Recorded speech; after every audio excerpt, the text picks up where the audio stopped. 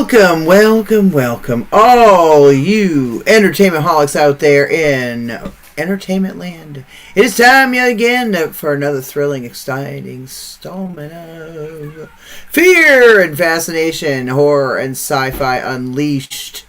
Coming at you live here from Maine. This is your hostess with the mostest, Jennifer Devoe, Muse.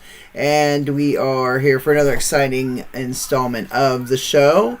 We got a really great guest tonight. Our featured guest is actor G. Larry Butler. We'll talk about his world, his roles in movies and TV shows and whatnot. Anything to do with horror, sci-fi, fantasy, anything in those realms we will be talking about today. So, very excited for the featured guest. It's the sultry songstress, Amy Bowman. Hey, everybody. How's it going today? Good. Happy Saturday. Happy Saturday. Oh, if I can take myself off. Sound like I'm reverbing. Reverb. No? Okay, good. Just making sure. I'm like, which mic do I use? Oh, I don't know. Hard to tell. Kind of like this one better? Try the other one and see. You don't like this one?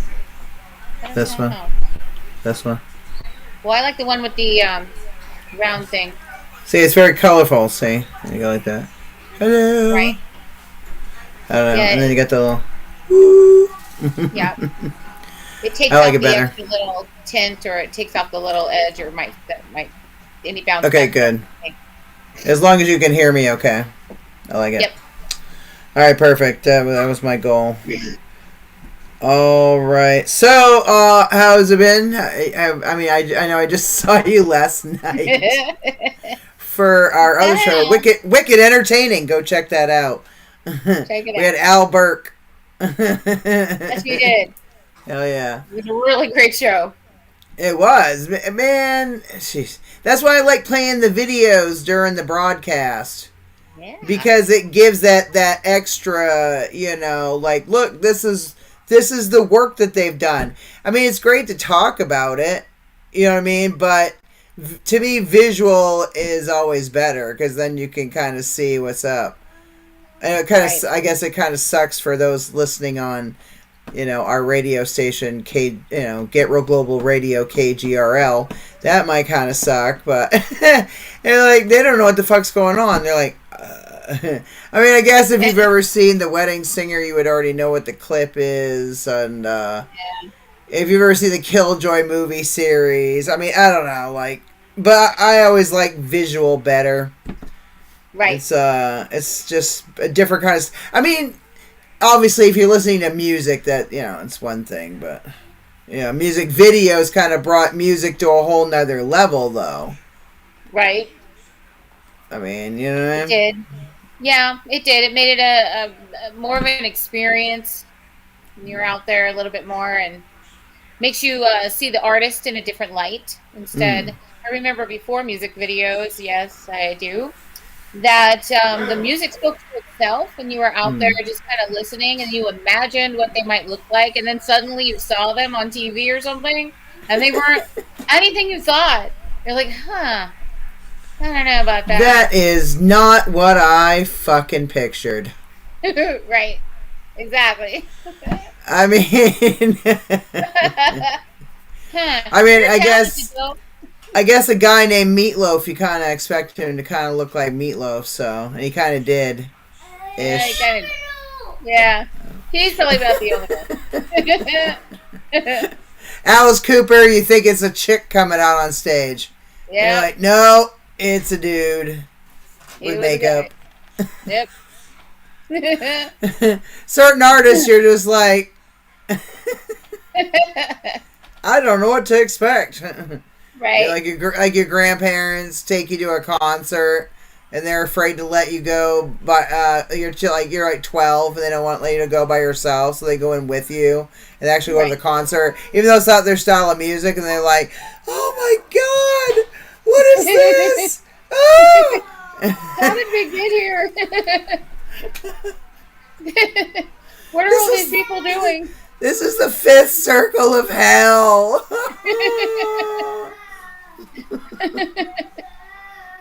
Anyway, speaking of hell. Alright, speaking of hell, let's bring on our... No, I was kidding. We got our featured guest. Well, because it's horror and sci-fi. That's why I say that. Anyway. I'm being a dick, as usual. Hey! Well, Gee, Larry Butler. There you go. We popped you in the middle. Hello. Hello.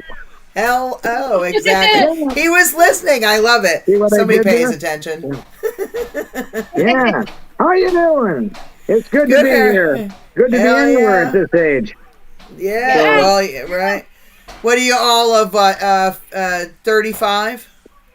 It's going to be 75. Yeah. Oh, yeah. I thought you were 35. Okay. Getting up there. Yeah, I'm facing the last curtain, like Frank Sinatra said. Anyway. But hopefully it's not for another 20 years. I hope so too, because you know, my best work is ahead of me. You're always fun to take pictures with on the red carpet.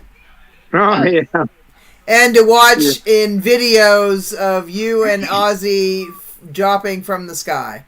Oh yeah. We're just getting started. Speaking of horror. I think I might shit myself. I'm just being honest. Well, if I'm jumping out of an airplane, I've always wanted to, but I don't know if, I typically have a lot of balls when it comes to life. Like, I just go, like, balls to the wall. I'm just like, fuck this, I'm gonna do it. I've always been that kid or that person. You know what I mean? So it's like... Yeah.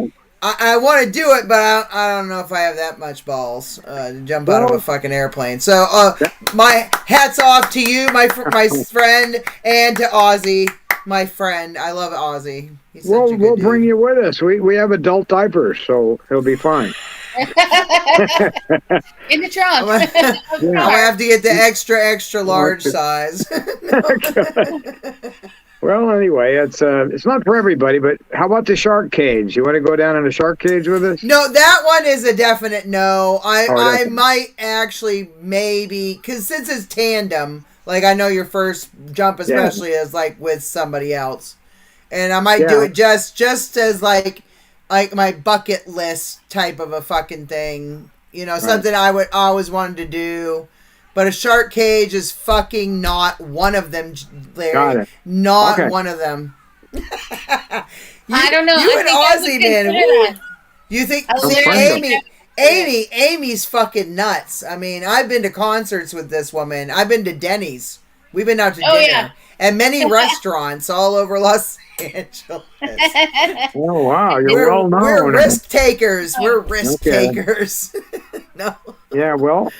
Well known. I wouldn't know about that, but yeah, we could jet ski to Catalina. That's another big risk-taking adventure. Ooh.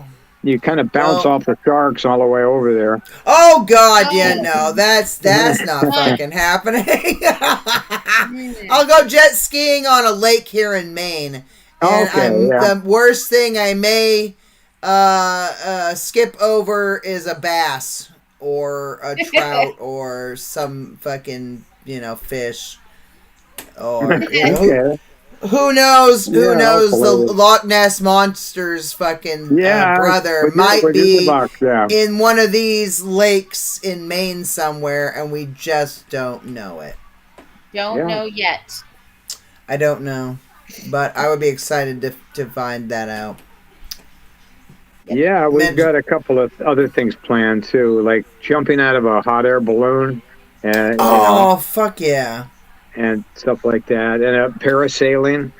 Or not parasailing. That sounds kind of fun. That's pretty easy. You do it off the side of a boat. I've done that, but we're thinking about paragliding off a cliff. Oh, okay, I got you. I've seen those, like, kind of... No, it's not like, what is it? It's like a... like a hang glider ish, but it's more. Yes, the combination of hang glider and parachute. It's a softer version of a hang glider. It's not rigid. So Okay. anyway, I used to do that, and that's pretty dangerous. I decided that after some friends of mine got killed and I got seriously hurt, Oh. I decided to quit. But you got to Okay, know your gotcha. limits, I did it, but I just decided not to continue. So if you really treasure your life. So Right. it was on Yeah. the old, and then the ultralights came on, and I almost got killed doing that. Like these little Right. things, the fixed wing with a lawnmower engine. So two of us went on. It was Damn. pretty heavy. So we almost didn't clear Okay. the power lines. That was Oh pretty scary. shit. Yeah, that Yeah. was the early Oh days. damn. I don't know. I don't even know if I'd do a zip line, but hey. Oh, zip lines are. Oh, I could tell you zip Oh, line stories. I really I want to do it. I Yeah. just haven't yet. well, I've been I thinking about it. I've done a lot of them, but the first one I did was in the Amazon jungle down in Ooh. Honduras, and you did it from tree to tree, and there was no way to stop other than hit the tree. Damn. It was pretty Ouch. crude. So Fuck yeah. I hit the tree, dropped my camera, went in the jungle, and I had to pay some guy some money to go down and find it for me. Finally did, but I almost fell off the platform. We were like 50 feet up, so Damn. that was That's pretty scary. crazy. I It bet. was. See, There was no just safeguard. talking about these stories is like horror to some people. I mean, I Right. don't know. And horror is relative, right? I mean, if Yeah. you take, let's say, like you were saying, like hang gliding incidences or whatever, right? Like any kind of accident, any kind of anything. I mean, they took a plane crashing down in the Andes Mountains and fucking turned it into a movie alive because Right. what happened to those people, right? Right. I mean, any kind of anything could become a horror or sci-fi thriller type of a fantasy. Like you take elements of real life and you kind of construct them in such a way that they become like that. I mean, think about it. Things like even like Wrong Turn, The Hills Have Eyes, any of that shit. That's like people's worst nightmares come true. Like I'm driving in the middle of nowhere, my husband decides to be a fucking idiot and take a shortcut. Oh no, this'll save us an hour going across this way. No, dude, no, don't go down that dirt road, you stupid fuck. You know what I mean? There's no gas stations. What happens if something happens though? Like you're just like yelling at the TV going, no. I was just in a movie with Eric Roberts doing the same thing. We were in a gas Holy station telling shit. people to go the wrong way deliberately so they'd get killed. So, oh my god, that was that's a lot of fucked fun. up. See, that would be like a horror thriller type shit, right? That's what I'm talking about. What was that movie? Or has it come out yet? Is that already out? Not yet, but it's called Desert Fiends. We finished it, but it hasn't been completed. So he played the deaf mute. I think I told you the last time we talked about that. He played a deaf mute who actually wasn't. He was pretending, and it was pretty good. That's badass. No, let's not spoil it. Let's not spoil it for people out there either. You know what I mean? But go into it, but fuck yes, that's exciting. He was way over the top on that one. You got to see that one. Eric Roberts is a great actor. Yeah, he can be. Yeah. So he was in this one. So I've seen him in a lot of things. Yeah. Nice. God. Anyway, so yeah, I've worked with Al Burke too in something called Hollywood Werewolf. And, yeah, that was an experience. I played the sax a lot in that one. Yeah. I played the sax. I used to play sax in high school and college, and I was really good, first chair. But then I put it down for 50 years. And then James said, do you play any musical instruments? Well, I play the piano professionally, but I said, I did play the sax. Oh, bring it over. Let's work up something. So he was living downtown and near Hollywood, something called Koreatown, in an apartment. Yeah, nice area. And that's where he met his girlfriend, Erin. But anyway, we were doing it out in the front lawn. It was like 1 o'clock in the afternoon. And this guy comes roaring out of the house. Like, what the hell are you doing? You're waking us all up. Like, it's 1 o'clock in the afternoon. But I guess he, works nights.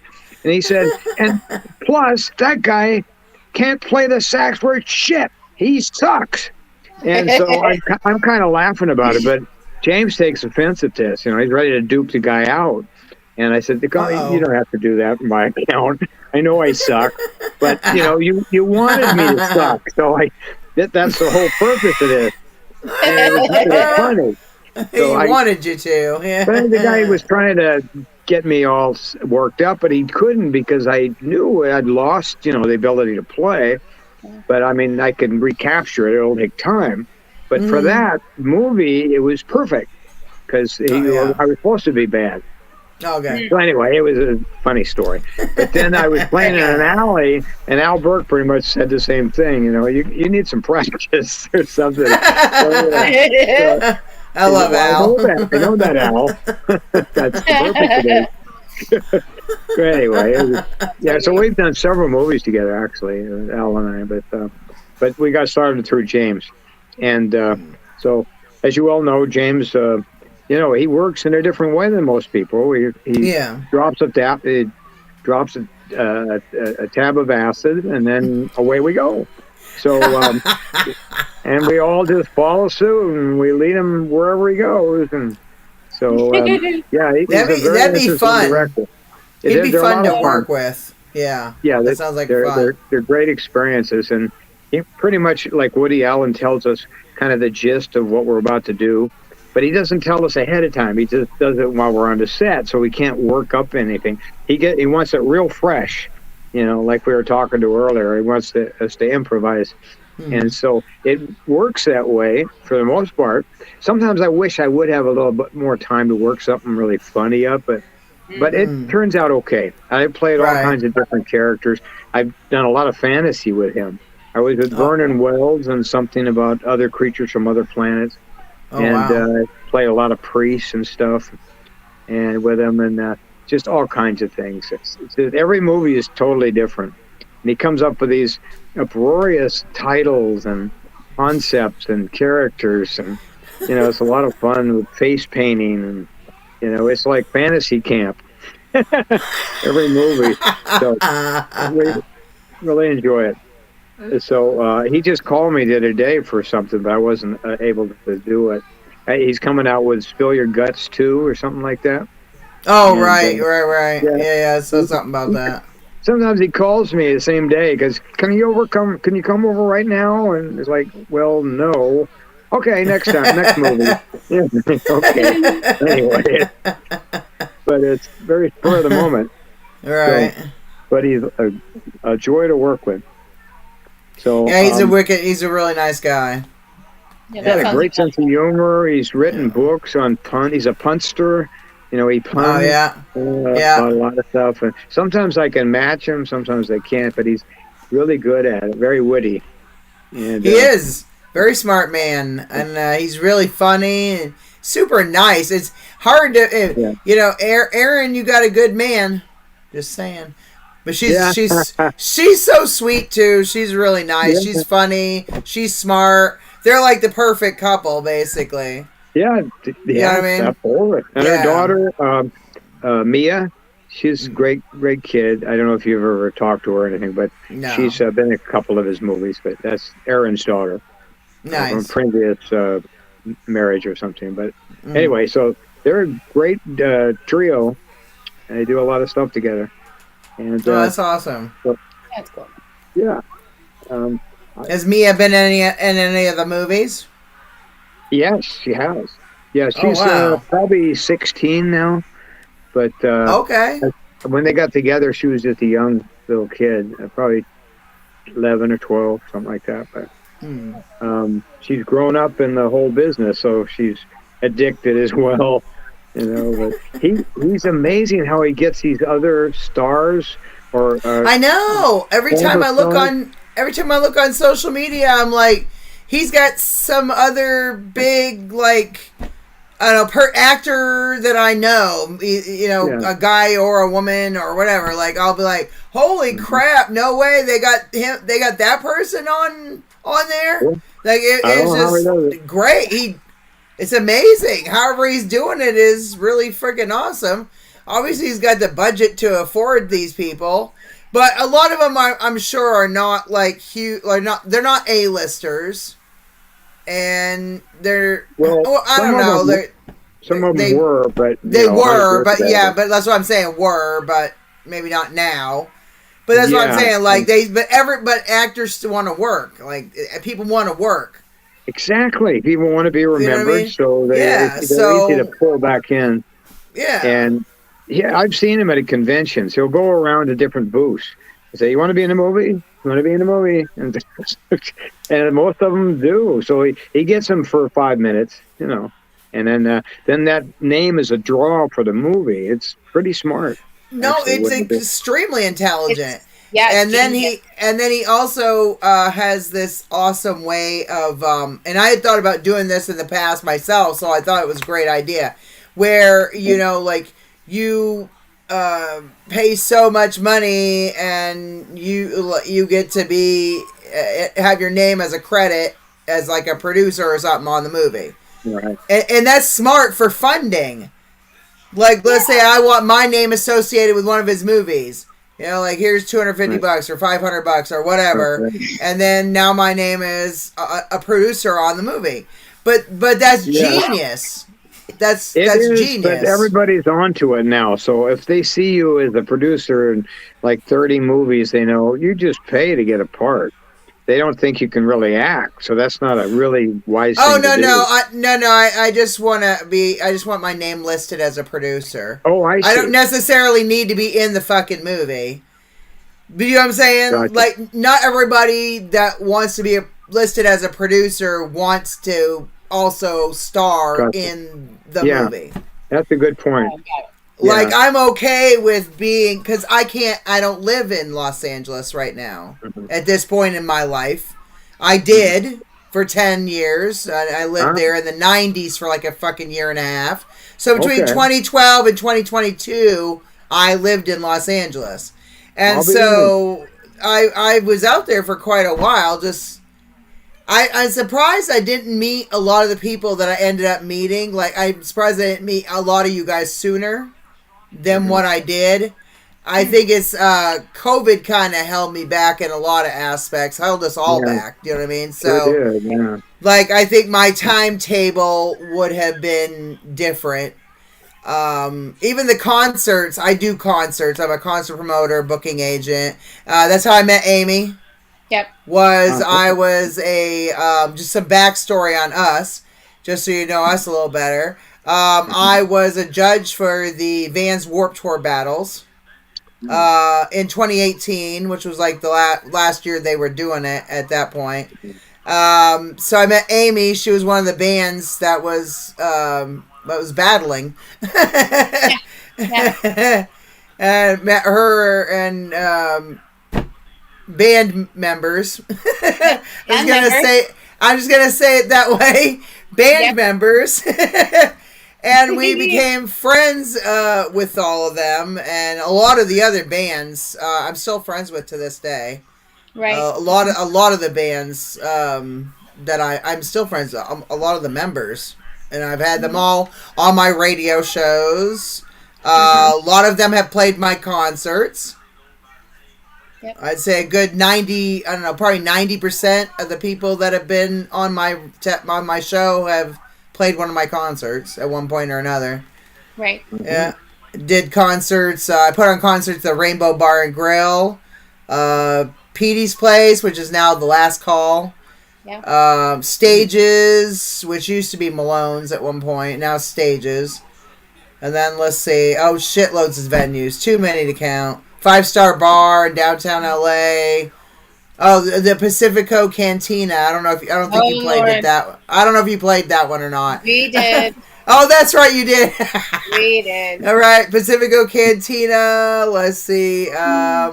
So many fucking venues. Goddamn, it makes me think. There was this one little hole in the wall in not East LA, but a little past that. I don't know what. That was a nightmare. Is that the Ron Jeremy night?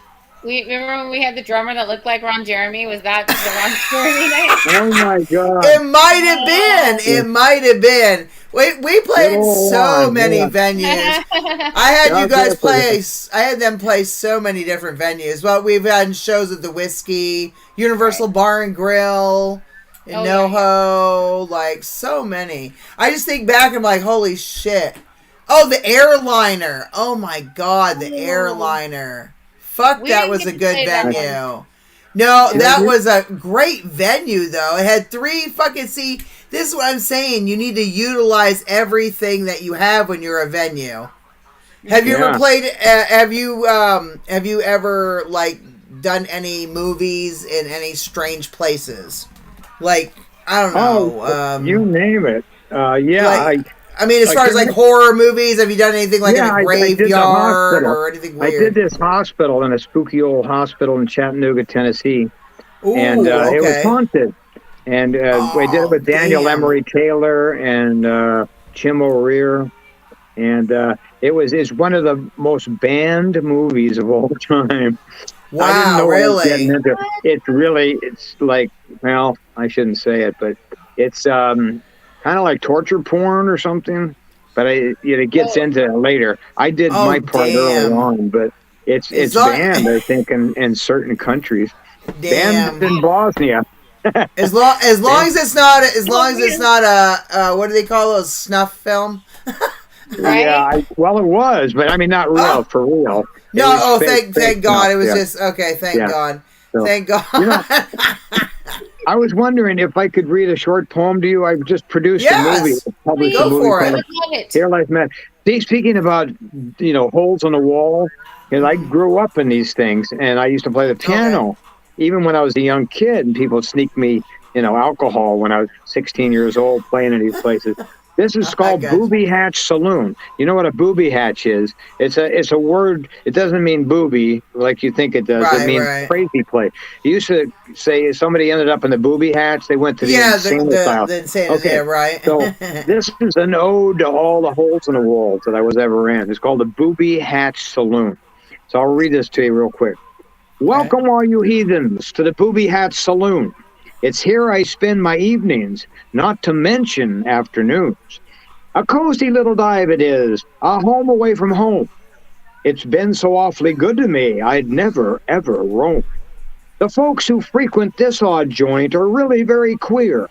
Their only thing in common is an abnormal love of beer. Each keg contains 1,000 songs and at least 100 fights. But we almost always finish one, and 2 or 3 most nights. Sometimes an early breakfast will help to start my day. I'd rather have it liquid than from something you have to slay. So I come on down to the Booby Hatch for an early morning beer and catch the local gossip, as well as a dose of cheer.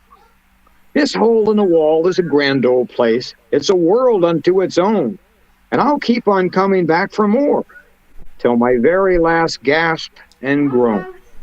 And that's it. That's friggin' awesome. I like that. That's good. I really like that. That was badass. Kind of captures the essence of these places. People are very loyal to these places too. It's all the same crowd, all the time. And I used to bounce around, until I get kicked out of one, then I go to another one, and and at one time I was kicked out of every bar in town, so I had to go out the city limits. I get a little theatrical.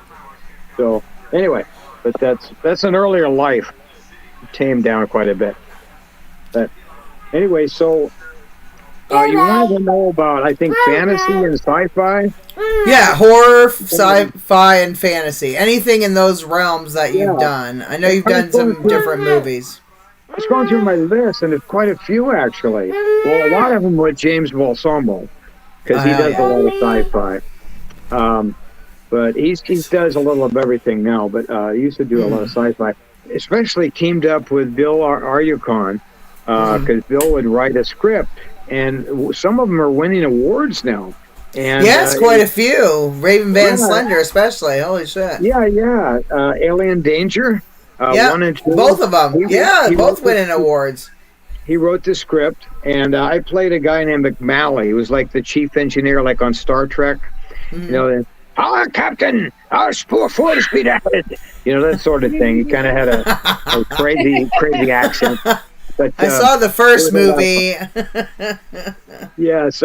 Anyway, but it's been doing pretty well lately, like in Hong Kong and different parts of the world, Turkey, and so so that was one set of producer directors, and then of course I worked with a guy named Jonathan Moody in Virginia.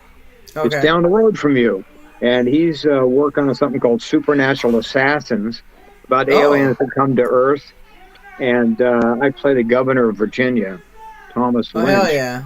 And so that's kind of a normal role for me for a change. So we just started it like last year. So it's an ongoing project. We're going to be doing it next year in May, but finishing it up. And Obscura, of course, with Jerry Giangelo. I don't know if you're familiar with him. He's kind of a newcomer, but he's a brilliant director, producer. And I play his father in this one movie.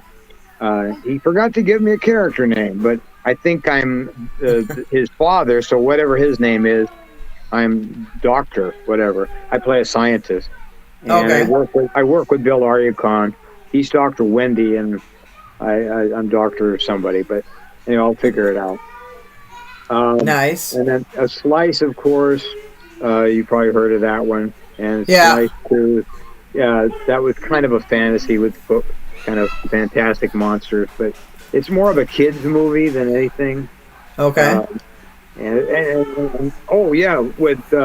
Alien, it's Alien Danger. That was pretty much for kids. We weren't allowed to swear. There was no. Oh wow. There's no implication of sexuality whatsoever in that movie. So it does well because I kind of did notice that. And I kind of did notice that. Yeah. Parents are hungry for something they could show their kids. It's right. We're starting to turn back the other way. We've gone too far to one. Now everything's sexual, and now we're trying to go back to PG, kind of G-rated or PG. Right. So anyway, that was a good idea on his part. I enjoyed working on it. I worked with some other ones. Let's see. Mind Melters 2 was kind of a sci-fi. I think we did that with what's his name? Oh, he was from Mad Max, Vernon Wells, and we did that. Okay. And, so that was James Osama, and he allowed me to come up with this little kind of a little voice like that, it's kind of a creepy little character, like a Peter Lorre type of person. It's a lot of fun to play all these different characters. That'd be awesome. I've done voices for William Winkler. I did the 40 projects where I did voices for Japan. We voiced them with the English. So that was a lot of fun. I did 14 Ghosts with James Balsam. Oh yes, right. I remember that one. Ozzy came up with that actually. And he financed it. So that was another one. What was that one about? It was about a guy who encounters all these different ghosts. And I guess the classic ghost movie was 13 Ghosts, so they wanted to up it by one. That was a fucked up movie, yes. I love that movie. Different. 13 Ghosts was nuts. Yeah, and then I worked with Russell Emanuel and did Occupant. Oh, right. Okay, got you. I know him too. I got you. And then later on I did Staycation, which is still not out, but the person he was working with... They still haven't put that out? No, they had a major setback because the guy died. The guy who was editing. So they had to get another editor. And, that sucks. Final stages, though, so it's going to be out probably in a few months. Right. So I'm glad it's been a couple years. Let's see, what else? I did a short film called That Bastard Santa, and I play this alcoholic slob of a Santa, and falls all over the place. Yeah, and they try to kill him. Pardon? A lovely Christmas movie. Yeah, sure. Fun for the family. Yeah. Stabby. We actually won an award for that. Best ensemble. So anyway, but nice. Then I did another one called Beware the Moonlight. Hello. we did it's a mermaid movie. It's about a mermaid who kills people. And I'm the seller. I sell this mermaid to some guy, takes it home, and she kills everybody. It's called Beware the Moonlight. And That'd be awesome. That's a pure fantasy. So I have got to find that one. Yeah, that sounds badass. You probably could find him on YouTube. It was done by Ryan Stockstad. He's a local producer director, and Andrew Kevorkian or something like that. So they were really good. I worked with them a lot for a while. They were award-winning. SAG used to put out something called the 48-Hour Project, where they give you 48 hours to create a movie and have your cast learn it and do it the same day. So you couldn't even study it. It's just like they give you the script when you get on set and go. Learn it. Oh, wow. So that was the hardest thing I ever did, but it's a good practice for memorization. So then I bet. On top of that, I did a bunch of Ultraman stuff. For Bill Winkler, I did the voices of, if you're familiar with Ultraman 7, Ultraman Father, it was a Japanese manga movie. They did it in the 60s, 70s, 80s, and then we voiced it for the English. And then I did some of the monsters, Telgar, Dr. Grumman, stuff like that too. But it's fun doing different voices for different things. And so, and then I did a pure science fiction movie called RoboCop, not the RoboCop, but it's a fan remake, fan film. So I was the attorney in that. That would have been interesting. Yeah. Did that get released? Yeah, I'm sure it is somewhere. I'm not sure what happened to it. I've got to check out on all these things. I'm interested to see their version. Yeah, you could probably Google it and see where it is. And then I did another one called The Mythical Detective Loki, which is a science fiction voiceover, kind of a video.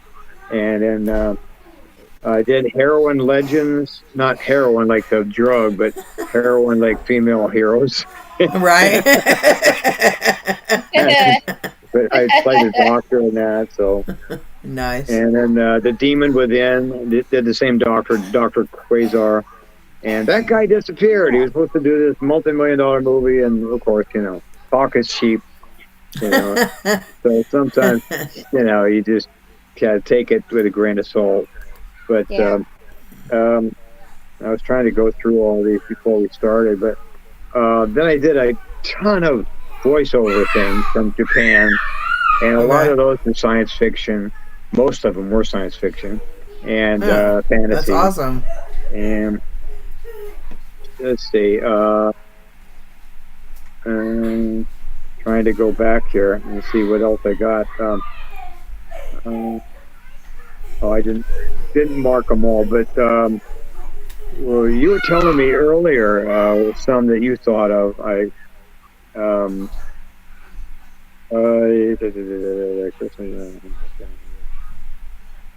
worked a lot of straight stuff in the early 80s and 90s, and then I got into comedy. I did Beetleborgs. Are you familiar with that? The TV series? Oh, yeah, okay. I played Rudy McDougal, the comic book editor, producer, publisher. And I did one episode. They wanted me back for the third season, but then they canceled it. Oh, that sucks. Yeah, I know. Because I love doing that. When I went for the audition, I guess because I was nervous, I really went overboard with my character. I was chewing the scenery, and the producer said, he was sarcastic. He says, "Larry, can you bump that up a couple notches?" In other words, I was way big. But they loved it. So they said, "No, keep doing what you're doing. We like the energy." So it was a lot of fun. And if you go to the site, the website, they have my picture with the star, Marshall Hilton, and with our picture on the website for the Beetleborgs, and that was kind of cool. Right. So, what was one of your most favorite roles to do when it came to like horror? Well, here's a horror fantasy concept combination. It's called Pan Man, and they should have called it Pothead because it was about a guy who wears a pot on his head.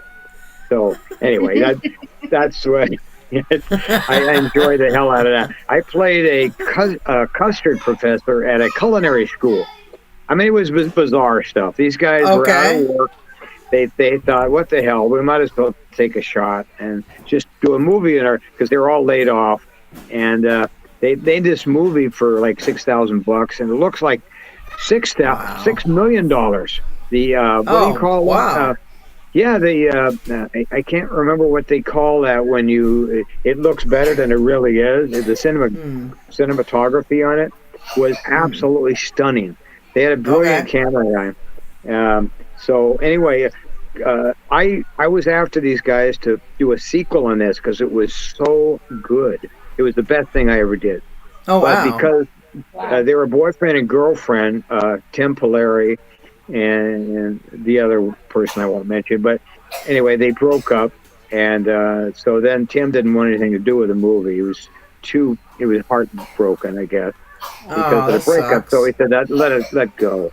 So I was like a dog with a bone with that thing, and I kept asking him and trying to champion it all around the country, Right. And finally I got this guy to accept it. And then a guy named Elvis the Alien. Have you ever heard of him? He does a podcast somewhere in the and all of his fans love the movie, and he loved the movie. And he said, "Oh my God, this is the best thing I've seen since Scream." And it's all sarcastic.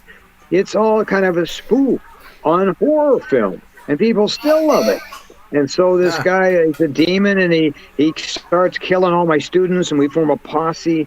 And my name's Professor Hunter, and we go after him. And I won't ruin it for you, but it's I think you can find it on Amazon. And we're about to make the second movie. It's a sequel. Wow. So finally, they did accept it. We're going to get some of the best people in show business in the horror field. We're having Mr. Lobo come on. We're having Count Gore Duvall, Dick Diesel. Have you ever heard of him? He was big in the East. And a few others that are really horror icons going to come on the movie and play parts in it. So that's what I'm really looking forward to. That's probably my all-time favorite. Other than Double the Avenger was a fantasy, spoof on Wonder Woman, and like we talked about last time, that too. Both of those were my all-time favorites, and I have them up. The first 4 movies you see on my website on IMDb, you can see those up there. They weren't wildly popular, but now I call them sleeper hits because both of them are guns. Gunzo. One of them, the Double the Avengers, for free for watching on YouTube under the William Winkler channel, and it is over 2 million views. Wow! Just about a year or so, and already 2 million views. And people so they tell each other word of mouth. So check it out. It's a spoof on Wonder Woman, how she fights crime. It's kind of an unusual way. I may have told you last time, but it's a movie that probably couldn't be done today because of the cancel culture. But anyway, it's wildly funny. And so you can imagine where I'm going with that, but I'll stop there. Anyway, so, some of us still like inappropriate humor, goddammit. It's inappropriate, but it's funny. It really is. You have to have a beer to enjoy it. But sit back with an adult beverage and enjoy it. So that's great. Anyway, that one, and then we came out with a follow-up classic monster movie, because Bill likes the classics, like the 30s and 40s monster movies. Right, yeah. So I did a movie called Frankenstein versus the Creature from Blood Cove. It had every monster you can imagine in it. Every monster. Frankenstein. Creature from the Black Lagoon. They had Vincent Price in it, who actually I met several years ago. He gave me an award for a poem I wrote back in Orlando, Florida. I love Vincent Price. So, yeah, he's a great guy. He's quite a gentleman. And let's see, what else? Oh, we had the werewolf. We had vampires. We had just about every classic monster in the movie. Oh, yeah. And I played Dr. Not Frankenstein, but Dr. Kushkov or something like that. But anyway, I dig up Frankenstein to help fight the monster that I can't control, which is the creature. It's kind of a man fish, and so it's the creature from Lac Lagoon, basically the same. But anyway, it's kind of hokey in a way, but in a good way, because he's imitating the monster classics from the 40s and 50s, and how kind of the hokey they were in a way. And so it was deliberate. All of it was deliberate. The acting, the sets, the costumes, was all that style. And we actually won Best Feature at the World Horror Fest, which is the most iconic horror fest in the world. Oh, wow. So we were really proud of that. So I'm really happy to say that. And so that was in 2001. I think we did that one. 2006. And Double D Avenger was 2001. And then Bill stopped making features. He went into voiceover work, which I did a lot of. And so it was a lot of fun working with him. And I was trying to think of some of the other fantasy things I did, or science fiction. I did years and years ago. I don't even have it listed. It was more of a student film type of thing, but it was pretty good. And I played a priest who was trying to exorcise somebody, let's do an exorcist. And then later on there was some other ones, but that's awesome. Sometimes you wonder, what they really are, what the genre is. It's a crossover. It's kind of a combination between different genres. Right. Yeah. So it's been a really great ride. Anything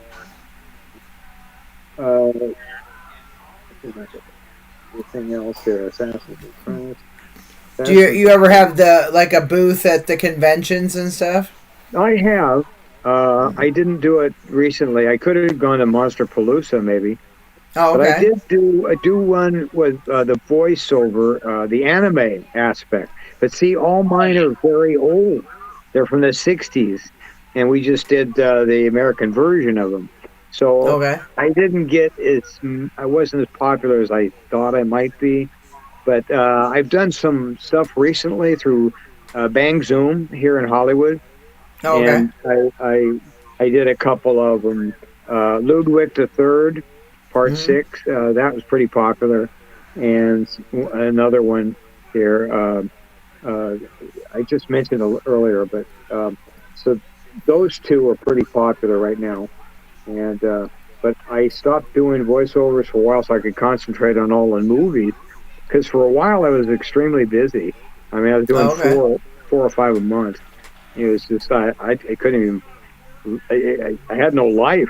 I had to go from the set to home, back to set, and some of them I was just trying to figure out how to schedule one on top of another. I did one called Journey to Hell, which I guess you can call it a horror movie, but it's more of a fantasy movie about this guy going to hell when he died, and he asked God to repent, and he wakes up, and he was on the verge of death. He drowned, and then he came back to life at the end of the movie. But it was great, a recreation of hell. It had all the worst people that ever lived, like Genghis Khan and Hitler, Mussolini, and all these mass murderers. The worst of the worst of the worst. And I was one of the demons. I did a demon. Oh, I should talk about Joe Kelly. I did a movie called Clown Motel 2. Hell yeah, Clown Motel. That was pretty much a fantasy film. We were just talking about that last night. We were just talking about Joe Kelly and Clown Motel. Because Al Burke was on the other show. We were talking about Clown Motel 3 coming out. Yeah, I'll be on that one. Gonna reprise. Hell yeah. Oh, okay, and I was like the high priest of the clowns. I was more of a serious, kind of a truly evil person. The other clowns, even though they're evil, they're more playful. They're more like clowns. But I'm not. I'm all business. So I have face paint on. I have a cowl. I have a robe, and I am really deadly evil. So you're like the mastermind like of clowns, kind of. Yeah, I pretty much control them all. and Oh, so can't wait to go back. Super creepy. I spoke a lot of different languages. I summed up all my different languages. I like 5 different languages I speak, and Oh wow! In the movie, it was all jumbled up together.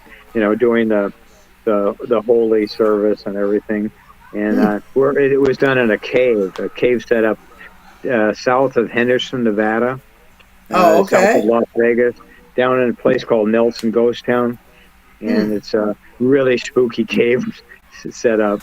So we actually lost the light, and everybody had to turn their cell phones on so I could get enough light to do my last scene. It was too late at night, and the generator failed, and because there was no electricity at all, and no food, no everything. It was pretty stark conditions, and so. But we're probably gonna do better this time. Try to figure out now, what I have a question. Right. You seem like we've been talking to you for quite some time. You seem very normal, like no oddity, personalities or anything. How do you get yourself in your mindset to do a type of like a role that you do, like any evil or any clown roles? How do you do that? Well, I'm actually not normal at all. I'm acting right now.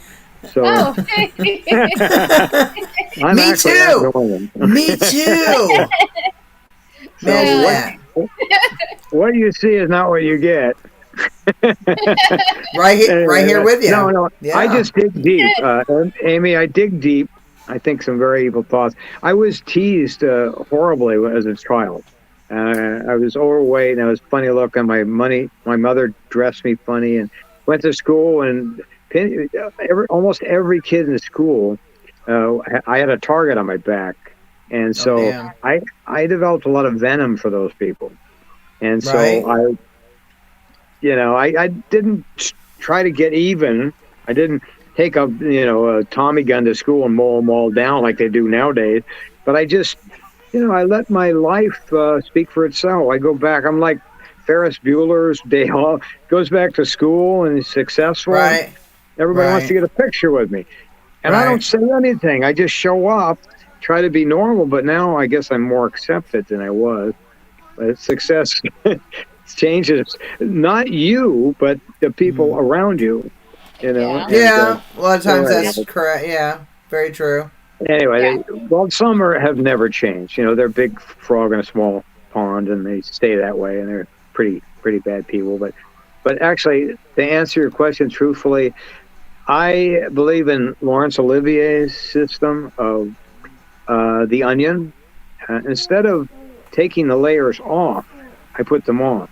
I started to cool who is this person, basically, and then I put the layers on one by one. First, you start with the psychology of the person. Who is this person? And then you start putting mannerisms, and then expressions, and then tonality, and it all works together, and you get this full onion, and you stink up the place. So, that's how I work. Actually, I get more fun out of the preparation than the presentation a lot of the time. Because it's a lot of fun to work it up. And I do a lot of promos for people for their movie, and I work that up too. And I do a promo and for them as the character, and it's always a lot of fun to do stuff like that. Even friends are sick or in a hospital stuff, I'll send them a funny video, and I always do that. I just never stop. Even in 3rd grade, I was out recess doing funny bits with my friends. I had 4 friends, I think, in my whole life, and we were all doing these skits at recess and making each other laugh. And I'm the only one that became an actor, because Robert De Niro said the same thing. I probably told you this last time. He said, I never was comfortable in my own skin. Probably because other people tease me so much. He says that I can't wait to be in somebody else's skin. So that's why I love these characters so much. I get to be somebody else. Right. And so then I finally a little more comfortable in my own now. And at my age, that I have survived this long. But, at some point you got to accept yourself, love yourself no matter what anybody else says. Right. Don't listen Very to them. good point. Good Yeah. point. Exactly. That's a great Took a I point. while to agree. learn that, but I finally did. So anyway, that's what I do. Can't wait to do the other one. I love people, directors that allow me to become my own character.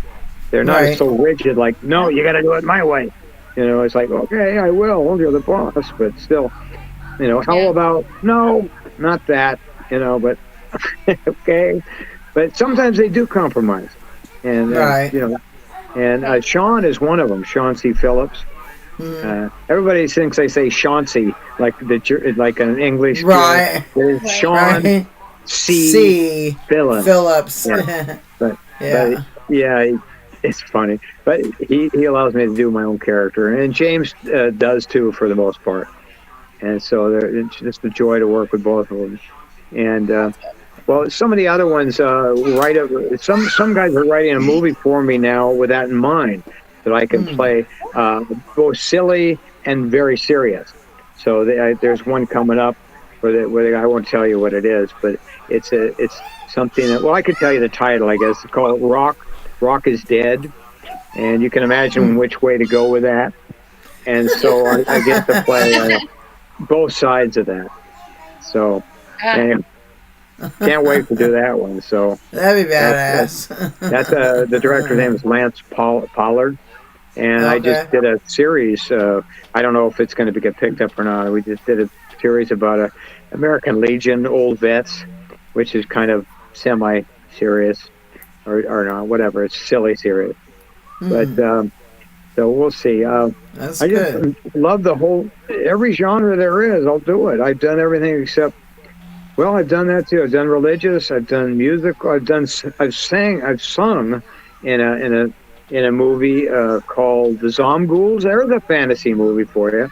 Night Oh, of the nice. Zomghouls with Chalet. She's an up and coming actress.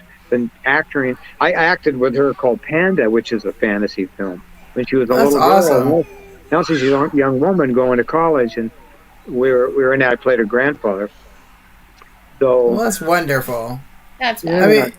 yeah, mean, you've just had an amazing career in the industry, and that's just great. That not everybody has that longevity, like we were yeah, talking about with Al Burke. Like not everybody has the longevity of to keep getting roles and to keep acting and to keep going, and you know what I mean. Some people like I don't want to say like they give up. I'm not saying that. Just like sometimes they retire because maybe the pressure was too much or uh-huh. they didn't want to keep getting like bombarded by all those fans or who knows, you know what I mean? Some people like they just go out of the Yeah. limelight because they want to be raise a family. Maybe they don't Yeah. want all that True. attention anymore, so they stop acting for that reason. Or, you know what I mean? I'm sure it's not like they probably don't still love it, but you know what I mean. Right. Yeah. Uh, Well, I but think so. You're right on every count, because some of them die, some of them just get tired, some of them yeah, are sick, and some of them just want to go fishing, and try something right. They else. want to But live like they want to lead a quote unquote normal life. You know yeah. what I mean? Like not Well, be all like you know. I have a Yeah. question for you. I didn't catch that episode with Al Burke, but he didn't start till later in life, did he? Her acting, wasn't he just a As wrestler? far as acting, yeah, but like I don't know, I kind of look at it as wrestling is actually acting. Well, yeah, you're right. It's Yeah, not good it's point. not like Yeah, Greco-Roman wrestling like you're yeah, doing in like right. high school or college, whatever. This is Right. like theatrics. It's choreography. Yeah. It's like there's so much that goes into it. There's a storyline. They literally write storylines and dialogue, and it's scripted. I mean, Yeah, you know what no, I you're mean? right. It to some extent, it's it can be on the cuff. You know what I mean? Hmm. Like just ad lib or whatever, but most of it's scripted. You know what I mean? And Yeah, so yeah, it's like I was telling Al last night, it's like a male soap opera. Yeah, I've been obsessed with wrestling since I was 7, but I mean wow. yeah, he said he Okay. didn't start he was 33. I think he said Yeah, he started wrestling. like He 33. said before that he did like boxing and bare knuckle Wow. boxing fights, and Yep, he Holy did bare like knuckle. cow. and he said he did martial arts. He did like Damn. a bunch of like sports type of base things Yeah. before he got into wrestling. So that was like a good precursor for him to get into Yeah. that Yeah. anyway. It's like a good I'm segue in. I'm gonna have to stop pissing him off. But anyway, no, I'm That just that was joking. his But that was his that was his answer when he wanted he he wanted that was that first weekend, or was it, or something, and he said fuck Larry or something. Was it, there was some episode he wanted like a certain weekend like for the show, and he couldn't get that weekend or something. Yeah. And Yeah, something like that. Because Larry had gotten it first. I was just laughing. Right. yeah, it's Al. No, Yeah, my good friend Albert. he's such a So, good guy. He really is. yeah. I want to thank you so much for being on the show today. I really appreciate you, and I love this. I love hearing all your stories. Just me all too. the stuff that you tell us all the time. It's just fascinating to Well, me. It is. I mean, I've you know got what I mean? a lot of them. But that's Yeah. great though. See, not everybody has that. You know what I mean? Like all the stories to tell. Some people lead very mundane lives. Or you know what I'm saying? They don't have a whole lot of excitement. They go to work, they come home, they eat their supper. They go to work, they come home, they eat their supper. It's just the same thing, day in, day out, day in, day out, same routines. You know what I mean? You come home, you let the dog out.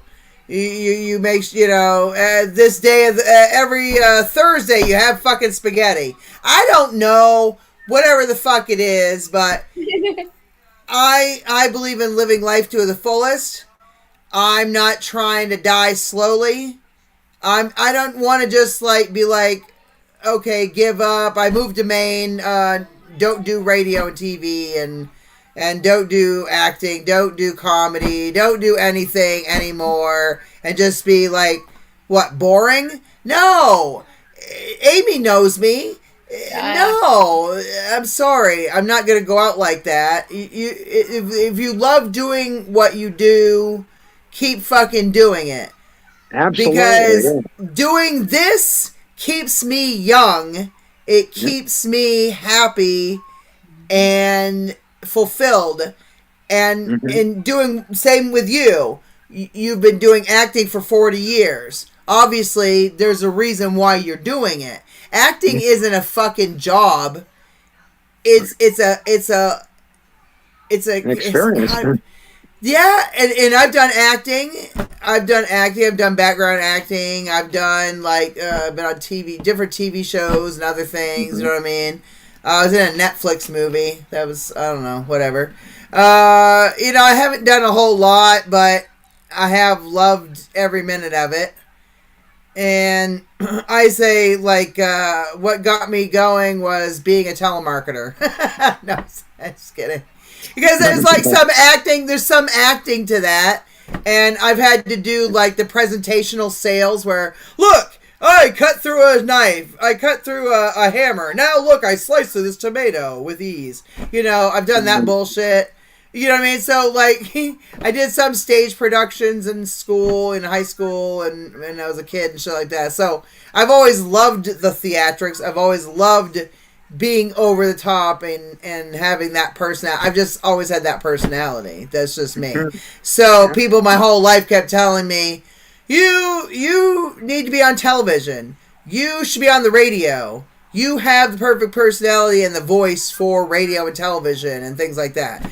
So, I was standing in the McDonald's drive-thru one day in Lewiston, Maine, and somebody was like, no, you need to go, you need to be in that stuff. And same thing, I kept hearing it over and over for years and years and years. And I'm just like, nah, I'm just some, mom from Maine. I'll never experience things like that. You know what I mean? And then I met my first celebrity, Stephen King, and he's my favorite author. Drive through at McDonald's, went to hand a bag of food out the window and went.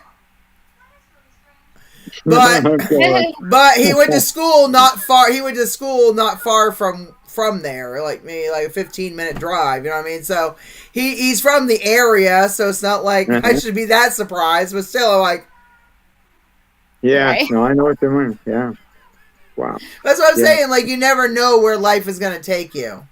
So That's for sure. follow. It's like being a detective. Follow the lead. Follow the lead wherever that takes you. Like, if you're doing something fun, like I experienced it out there. I got into radio. I went out to Los Angeles 2012, and my friend I moved out there with, he says, "Look, there's this ad in the Working World magazine. Look, it says here, audition at this radio station in Hollywood to get a show." You know what I mean? It was like one of those learning schools where they teach you how to do everything. Columbia?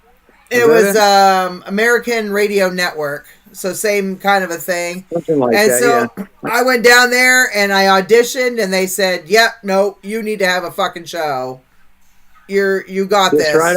Come Wow, down and you're do a it." natural. Yeah. And I Right. did it, and I started a show. I did that for 8 months, and then I started doing the live productions, not just the pre-recorded stuff.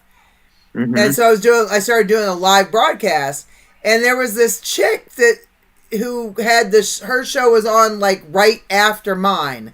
So I did like a half an hour show, and she did a half an hour show. So her show was on right after mine, but she always came in when I was on the air. Mm. And then she started piping in on the shit I was saying. Oh my god. Because I'm stupid humor. I believe just be fucking dumb with it. Like, I'm just stupid. I mean, that's the more fun you have with it, the better. And I just be goofy, be stupid. Just, you know what I mean? Just let go. Just be yourself. Be your authentic self. Don't hold back. You know what I mean? So I was in there just saying this shit, and she just kept jumping in and saying something. Saying funny, just fucked up shit. She was the straight man to my funny man. You know how there's always that comedy duo. She was one that set up the jokes. I'm the one that knocked them down. Like she would always say something, and then I would say something fucked up in response to what she would say. And everybody was always fucking laughing at us. They were like, "You guys are hilarious together. Why don't you have a show together?" And there was the birth of Steph and Jen Get Real. And that was on the air on FM for 4 years. And then I went to internet radio after that with my other shows and stuff. So, I don't know. I swear too much, so FM was not the right fit for me. So I discovered internet broadcasting. Woo! There you go. No FCC regulations. That's fantastic. Oh, yeah. Well, that's terrific. But But you know what I mean? You just got... And Amy's a lead singer and a bassist. Yep. You know what I mean? She's had her own bands. She's like the front woman. She writes songs. She's a powerhouse. Amy is a fucking like go-getter. She is a powerhouse. And shut the fuck up. Don't even look at me like that, bitch. I'm telling you. Anyway. Wow. She's my sister from another mister. Oh, that's great. I haven't heard that one. Anyway, what's the name of your group? My